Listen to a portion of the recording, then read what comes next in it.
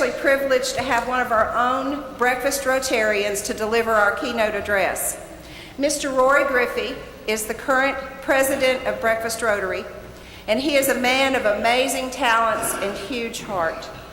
He is a Navy veteran, serving his country in various duty stations, mostly in Africa, Europe, and the Middle East.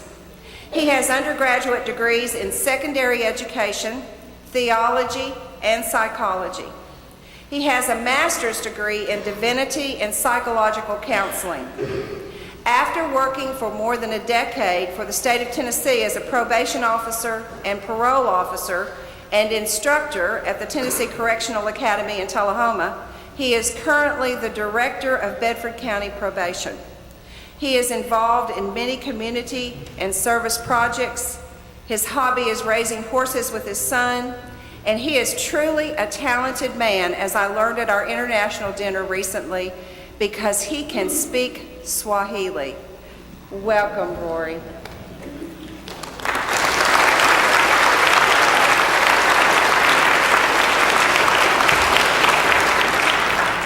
Looking out here, I can see some of you look very terrified, and you can feel comfortable that you're not nearly as terrified as I am at this point. But I've known Elaine Weaver, the director of the Adult Learning Center, for a number of years.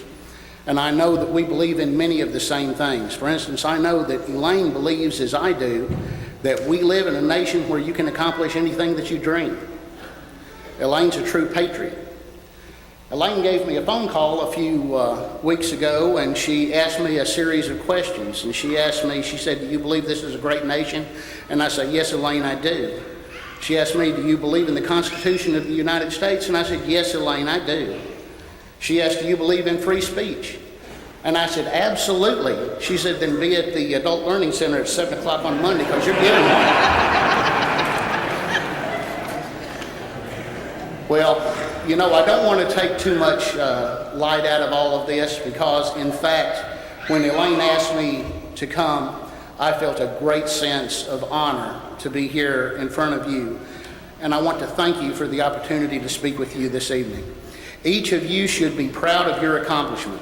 You have something that is very valuable in a GED diploma, something that is as close to eternal as we as human beings can create. You can lose the piece of paper, but you can never lose the accomplishment. You can never have it taken away from you. You can never give it away, and it is an accomplishment that opens many doors that you have not yet discovered. The only thing that you can do is to choose to build on this accomplishment or to squander it, for it is yours and only yours forever. It is a legacy and an example of conduct that only you can pass on to your children if you choose to do so.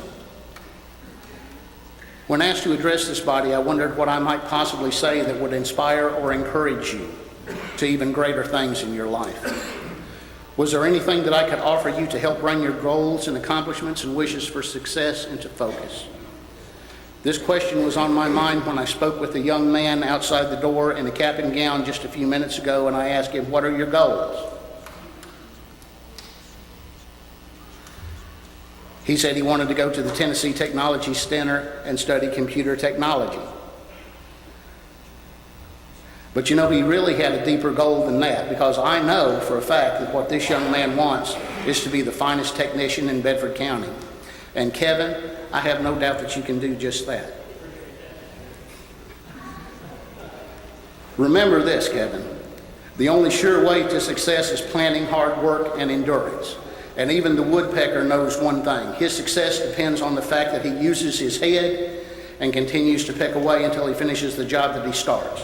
So when you go to the Technology Center, you peck away, okay? You see, setting goals is important to making things happen in your life. And I learned this very valuable lesson about goal setting from my great-grandfather when I was only 4 years old. He was 92 years old, and he could barely hobble along on a walking stick. But he always had time to spend with me on our visits to his home in Wartrace. One winter morning following a pretty heavy snow, we were in his yard, and I suppose I was just a little bit louder or a little bit wilder than he would have liked. But my great-grandfather, I don't remember him ever raising his voice to me or really correcting me. but rather he would find something fun for the two of us to do together. And on this day, he issued me a challenge. He said, "I bet I can walk in a straighter line than you can." Well, since I was young and invincible, as all 4-year-olds are, and obviously up to this particular challenge, I was sure that I could walk a much straighter line than any old man that I had watched stumble and wobble his way to the mailbox over the years. So he pointed to a fence post and told me to walk in a straight line to that post. He moved over a few feet and then counted down, 1, 2, 3, go. And I went off as fast as I could. But when I looked back over my shoulder, I saw that my steps were rather haphazard and crooked in the snow, while his, to my great surprise, he was old and he shuffled his feet, and they looked like 2 railroad tracks, just as straight as you could imagine, going to that post with little dots next to them. The dots were also in a straight line, and I'll never know how he pulled that off. But that was where he was putting his walking cane as he walked through the snow. And I asked him how he did this, and what he said is something that I've always remembered. He said, "You were walking to the post with no frame of reference, and I walked to the post after having moved over so that the post was between me and that old tree. And if I got offline even a little bit, all I had to do was adjust my steps so that I kept that post in a direct line of sight to the tree." He said, "You see, I'm not walking to the post, I'm walking to the tree, and I'm just keeping the post between me and my ultimate goal." Now, for a 4-year-old child, this was an incredible piece of wisdom.